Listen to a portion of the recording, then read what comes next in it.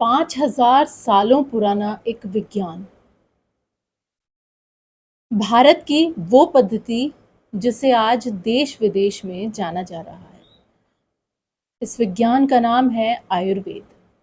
वो वेद जिससे हर बीमारी का इलाज भारत में वर्षों पहले किया जाता था और आज एलोपैथिक पद्धति आने के बाद जिसे जान पहचान मिलना कम हो चुका है। लेकिन दूसरी ओर हमारे देश में कई ऐसे ज्ञानी भी हैं जो आज भी आयुर्वेदिक चिकित्सा पद्धति से लोगों का इलाज कर रहे हैं और घर बैठे उन्हें बिना किसी साइड इफ़ेक्ट के या एलोपैथिक दवाइयों की ओर जाए बिना ही वो हर बीमारी का इलाज कर रहे हैं। चाहे आपके सिर के बाल झड़ रहे हों या वो सफ़ेद हो गए हों या आप बचपन में ही बुढ़ापे की ओर बढ़ रहे हो, या दूसरी ओर देखें तो वो बीमारी जो आज हर घर में अपने पैर पसार रही है जिसका नाम है शुगर। जी हाँ, वो बीमारी जो आज बच्चे से लेके बूढ़ों तक को परेशान कर रही है। लेकिन क्या आयुर्वेदिक चिकित्सा पद्धति से इन सभी बीमारियों का इलाज संभव है, और संभव है तो कैसे? आज इन्हीं सारे सवालों के जवाब हमें देंगे वैद्य राधा मोहन शर्मा जी, जिनके साथ हम हैं और वे वर्षों से इसी पद्धति से हर बच्चे बूढ़े का इलाज करते आ रहे हैं और उसे तंदुरुस्ती और सेहत का वरदान दे रहे हैं। वैद्य राधा मोहन जी, सबसे पहले तो मैं आपके बारे में जानना चाहूँगी कि आपने कब इस आयुर्वेदिक पद्धति को अपनाया और इसके बारे में क्या क्या पढ़ाई की और कब से इलाज शुरू किया? वैद्य जी। देखिए, मेरा जन्म 13/4/1945 का है और सन 1965 में मैंने राजस्थान आयुर्वेद कॉलेज जो जयपुर में है, जिसे पुराने ज़माने में माधव विलास कहा जाता था, उसमें सन 1965 में मैंने अध्ययन के लिए प्रवेश लिया था। सन 1968 में मुझे चिकित्सा करने का अधिकार Indian medicine board Rajasthan Jaipur से मिल गया था। तब से मैं लगातार निरंतर आयुर्वेद की चिकित्सा करता आ रहा हूँ और आज मुझे इस चिकित्सा को करते हुए करीबन 55 साल हो गए। 55 साल से आप मतलब इस पद्धति को अपना रहे हैं और मरीजों का इलाज कर रहे हैं। अब हम जानेंगे इस बारे में कि क्या आपका जुड़ाव शुरू से आयुर्वेदिक पद्धति में ही था या कुछ और करते करते आप इस ओर मुड़ गए और आपने इलाज शुरू किया? जब मैंने गवर्नमेंट से डिग्री प्राप्त की, राजस्थान गवर्नमेंट से डिग्री ली, उसके बाद में सन 1968 से निरंतर मैं करता आ रहा हूँ और खुद मेरी औषधियाँ स्वयं खुद मेरे हाथों से निर्माण करता हूँ। साथ ही 30 साल तक लगातार राजस्थान सरकार आयुर्वेद गवर्नमेंट के मैं आयुर्वेद चिकित्सक रहा हूँ। उसके बाद में सन 2003 में मैं रिटायर हो चुका हूँ और आज मुझे रिटायर हुए जो है कितने साल हो गए, 23 साल हो गए। आयुर्वेद में कहते हैं कि सिर्फ शरीर का इलाज ही काफ़ी नहीं होता, मन मस्तिष्क का इलाज भी आयुर्वेद की एक खासियत है, क्योंकि इन सभी चीज़ों को मिलाकर एक इंसान को स्वस्थ कहा जा सकता है। क्या ये सही है, और आज के समय में अगर हम देखें तो कहाँ तक न्यायोचित है? आयुर्वेद का सबसे पहला सूत्र है सम दोषो समाग्निश्च सम धातु मलक्रिय। आयुर्वेद में कहता है कि हर आदमी के शरीर में समदोष मतलब वात पित्त और कफ, समदोष समाग्नि, 5 अग्नियां हैं, जो जठराग्नि, पाचकाग्नि, जो 5 अग्नियां हैं।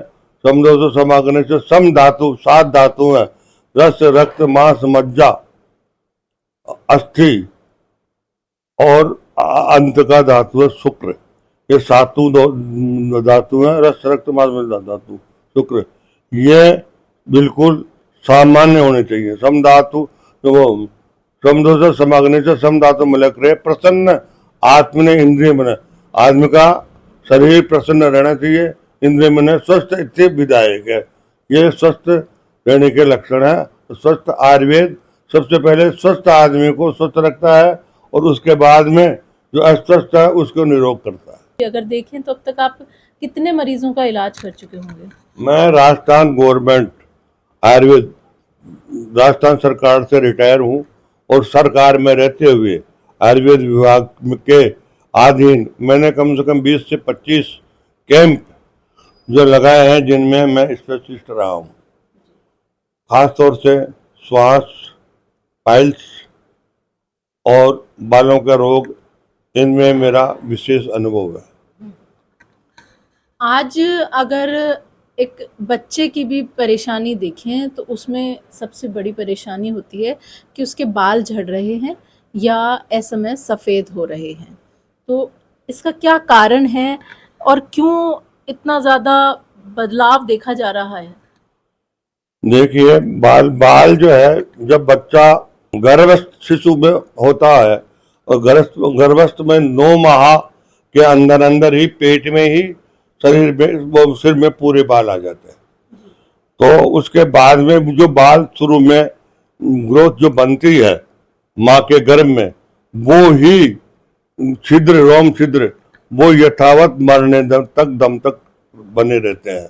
और एक आदमी के शरीर में 4 लाख से 5 लाख रोम छिद्र होते हैं सिर में। और वो जब बड़ा होता है, शिशु होने के बाद में बड़ा, तो आज के खान पीन के हिसाब से 4 साल से लेकर के और 30-35 साल तक ही बच्चों के बाल सफ़ेद होने लग जाते हैं और झड़ना भी शुरू हो जाते हैं, पिगमेंटेशन खत्म हो जाता है। उसका कारण है प्रदूषित खान पान। आज की तारीख में जनरेशन पिज़्ज़ा, बर्गर और ये जो खाते हैं वो खाने की वजह से होते हैं। इसके अलावा आयुर्वेद सिद्धांत के हिसाब से कब कौन चीज़ क्या खानी चाहिए उसका पूरा ध्यान रखते हुए यदि खाते हैं तो सारे बाल वापस भी ठीक हो जाते हैं और इसकी चिकित्सा से बाल बिल्कुल ठीक हो जाते हैं, खास तौर से आंवले के प्रयोगों से। अगर किसी मरीज़ के बाल झड़ रहे हैं या किसी बच्चे के बाल झड़ रहे हैं, सबसे पहले तो हम बच्चों से ही लें या युवाओं से लें, तो क्या करना चाहिए आयुर्वेद के अनुसार? और सबसे पहला क्या ऐसा एक उपाय है या क्या ऐसा इलाज है जिससे बाल झड़ना और बाल सफ़ेद होना रोका जा सकता है? बालों के लिए सबसे प्रथम योग्य चिकित्सक के पास जाना चाहिए और योग्य चिकित्सक से ही अपना इलाज कराना चाहिए। बाल पुनः, मेरा जो अनुभव रहा है 40 साल का, उसमें मैं नए जो बाल झड़ गए हैं वो वापस पुनः उत्पत्ति हो जाती है। कितना समय लगता है? इसके समय की कोई सीमा नहीं है। क्यों? कि आयुर्वेद में के अनुसार हार्मोन्स कैपेसिटी, आदमी के हार्मोन्स प्लस हेरिडिटी, खानदानी, प्लस खुराक, उसके हिसाब से हमारा काम है केवल बालों को उगाना, बच्चों को पैदा करना, बच्चों को बड़ा करना। जैसे बच्चा उम्र के हिसाब से धीरे धीरे बड़ा होता, उसी हिसाब से 3 महीने से लेकर के और साल भर के अंदर करीब करीब बाल तो 1 महीने में उगना शुरू हो जाते हैं। मेरी जो चिकित्सा है उसका अनुभव है 40 साल का। अब बाल जो ही मैं दवा दूंगा 1 महीने में, जिनके किसी कारण से बाल झड़ गए वो पुनः नए बाल वापस उगना प्रारंभ हो जाते हैं। उसके बाद में हार्मोन कैपेसिटी, हेरिडिटी प्लस खुराक के हिसाब से जो लेगा आदमी, तो उस हिसाब से उसके बाल वापस पुनः 3 महीने से साल भर 2 साल के अंदर वो बाल पुनः पूरे जैसे पहले थे वैसे आ जाते हैं। मतलब किसी के सिर पे अगर बिल्कुल बाल झड़ गए हैं तो वो अगर लगातार इलाज लेता रहे तो साल 2 साल के अंदर बाल आना शुरू हो सकते हैं। बाल जो है कई तरह की बीमारियों बालों में होती है, जिसमें एलोपेशिया होता है, उसमें तो पूरे साल सिर के बाल ही चले जाते हैं। और जैसे हथेली है उस तरह से पूरा सिर ही और आईब्रो वगैरह सब चली जाती है। उसका इलाज अलग पे ढंग से किया जाता है। उसका भी इलाज यदि समय पर बिना एलोपैथिक में गए और बिना इंजेक्शन वगैरह लगाए यदि आयुर्वेद में आता है तो 1 महीने से लेकर के 6 महीने में पूरे बाल उग जाते हैं, जिसका मेरे पास पूरा कम से कम 500 व्यक्तियों का रिकॉर्ड है। अब हम बात करते हैं शुगर की, क्योंकि ये भी एक बहुत बड़ी बीमारी है और बहुत सारी बीमारियों को जन्म देने वाली बीमारी है। इसका इलाज क्या आयुर्वेद में संभव है? ये एक ऐसी बीमारी है जो इंसुलिन की कमी से, इंसुलिन शरीर में नहीं बढ़ने के कारण से होते हैं, इंसुलिन के प्रभाव से होती है। इसको रोकने के लिए आयुर्वेद में केवल तरीके बताए गए हैं, चिकित्सा भी बताई गई है, लेकिन ये पूर्ण रूप से आयुर्वेद से ठीक नहीं हो पाती है। इसलिए एलोपैथिक इलाज करवाते हुए आयुर्वेद चिकित्सा यदि कोई लेता है तो उसकी जड़ से यह बीमारी ठीक हो सकती है। किन किन बीमारियों का इलाज अगर आज के समय में देखें तो आयुर्वेद से संभव है? आयुर्वेद से करीब करीब सभी बीमारियों का इलाज संभव है, लेकिन इसमें रिसर्च बेस है और किसने कितने लोगों का इलाज किया उसके पास यदि रिकॉर्ड हो तो उसके आधार पर ही इलाज है। कैंसर तक का इलाज इसमें संभव है, लेकिन शुरू में कैंसर का होते तत्काल एलोपैथिक में उसकी बायोप्सी और इलाज करवाना चाहिए। उसके बाद में पुनः न हो इसके लिए आयुर्वेद की शरण में लेनी चाहिए। ल्यूकेरिया लेडीज संबंधी रोग है, उसमें भी आयुर्वेद पूर्ण सक्षम है। और बवासीर में करीब करीब 90% आयुर्वेद की खाने की दवा मात्र से पूर्ण इलाज हो जाता है। ये इलाज 10 दिन की दवा से लेकर के 1 महीने में ठीक पेशेंट ठीक हो जाता है। अगर हम आयुर्वेद की बात कर रहे हैं, आयुर्वेदिक इलाज की बात कर रहे हैं, तो संभवतः हम सभी जानते हैं कि आयुर्वेद में दवा लेने के कुछ नियम भी होते हैं और कुछ परहेज़ भी कहे जाते हैं। तो क्या उन परहेज़ों को ना करने से मरीज़ किसी और बीमारी का भी शिकार हो सकते हैं? और जो ख़ास नियम हैं, उनके बारे में भी हमारे जो दर्शक हैं उन्हें बताइए कि किन-किन चीज़ों का आयुर्वेदिक दवाई लेते समय सबसे ज़्यादा ध्यान रखना होता है? जो आयुर्वेद चिकित्सा जिस पेशेंट को भी लेनी हो वो अपने परहेजों का खास तौर से ध्यान रखे। जैसे दूध पर दही का इस्तेमाल नहीं करें, है ना। मधु और शहद, मधु यानी शहद प्लस घी बराबर करना ले में, है ना। और गर्म खाने के बाद में ठंडा का प्रयोग नहीं करें।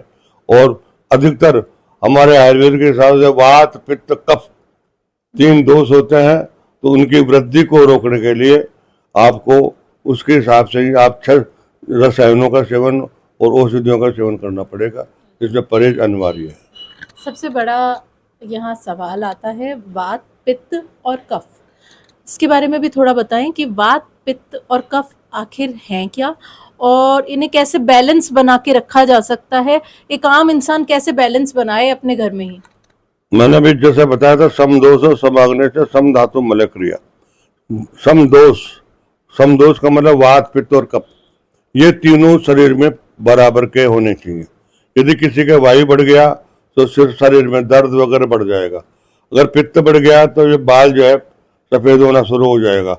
और पित्त होने से एसिडिटी, अम्ल पित्त, जलन, इस तरह की बीमारी हो जाएगी। कफ बढ़ने से कफ है, खांसी और शरीर में दर्द, जोड़ों में दर्द, इस तरह की बीमारी हो जाती है। इसलिए समदोषों के हिसाब से आयुर्वेद को खान पीन, आयुर्वेद बताता खान पीन करना चाहिए। और सम धातु, सातों धातु, इनकी पोषण के हिसाब से ही भोजन लेना चाहिए। अगर हम आयुर्वेद की बात करते हैं तो एक ऐसा भी योग आता है जिससे हर बीमारी का इलाज हो सकता है। तो आयुर्वेद और योग को अगर मिला दिया जाए तो क्या? आयुर्वेद और योग दोनों मिलकर के करीब करीब 70 से 80% रोगों का इलाज शीघ्र से शीघ्र संभव हो सकता है। जी। आयुर्वेद के अनुसार कुछ नियमों का पालन करना होता है, जैसा आपने खाने पीने में बताया। तो क्या नींद और दिन भर के जो क्रियाकलाप होते हैं उनमें भी कुछ नियमों का हमें पालन करना ज़रूरी होता है? आयुर्वेद के हिसाब से सभी नियमों का जो वास्तविक है वो पालन करना जरूरी है।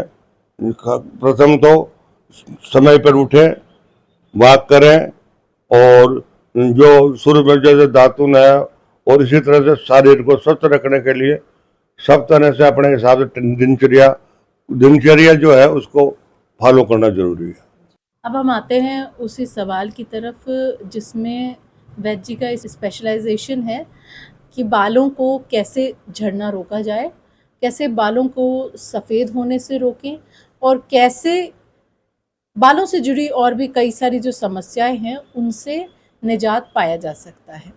बालों के लिए सबसे पहले तो साबुन का ही इस्तेमाल करें।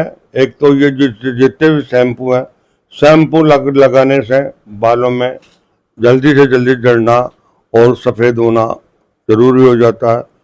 क्यों कि जो इसकी मिलन ग्रंथियां हैं, वो सिर की जो बालों की जो रोम छिद्र है सब बंद हो जाते हैं और खराब हो जाते हैं। इसलिए एक तो वो नहीं करें और बालों में खान पीन में पूरा ध्यान रखें।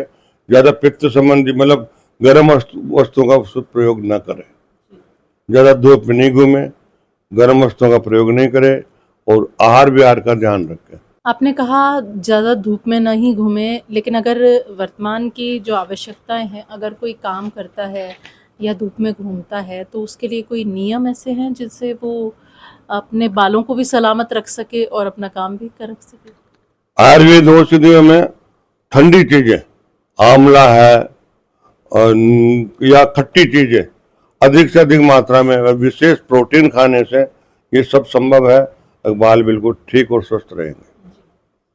अब हम आते हैं सबसे ज़्यादा जो आज के समय की ज़रूरत है वो है, इस समय गर्मी शुरू हो चुकी है और तेज़ धूप से हर कोई परेशान है। तो ऐसे में हम क्या-क्या आयुर्वेद के अनुसार नियम अपना सकते हैं और अपनी दिनचर्या को सही रख सकते हैं? अधिक धूप में नहीं घूमे, घूमने से पहले जो है खूब पानी पिए। पानी पीने के अलावा भी अधिकतर आंवले का प्रयोग ज़्यादा लेवें, ठंडी चीज़ों का प्रयोग ज़्यादा लेवें, छाछ दही और कैरी और इस तरह की चीज़ें ज़्यादा लें, नींबू पानी ज़्यादा लेवें, जिससे शरीर में किसी तरह की तकलीफ न हो। तो ये थे हमारे साथ वैद्य जी, जो कि पिछले काफ़ी वर्षों से इलाज कर रहे हैं आयुर्वेद के अनुसार और अनगिनत मरीज़ों का इलाज कर चुके हैं और उन्हें तंदुरुस्ती का वरदान दे चुके हैं। इन्हीं के साथ हम बने रहेंगे और आपको भी उन बीमारियों के बारे में इलाज बताते रहेंगे जो कि आज हर घर की परेशानी है और हर कोई उन बीमारियों का इलाज चाहता है। मॉर्निंग न्यूज़ इंडिया, अंबिका सहयोगी अजीत के साथ। ऐसे ही और वीडियोस देखने के लिए सब्सक्राइब करें मॉर्निंग न्यूज़ इंडिया को और जुड़े रहिए हमारे साथ।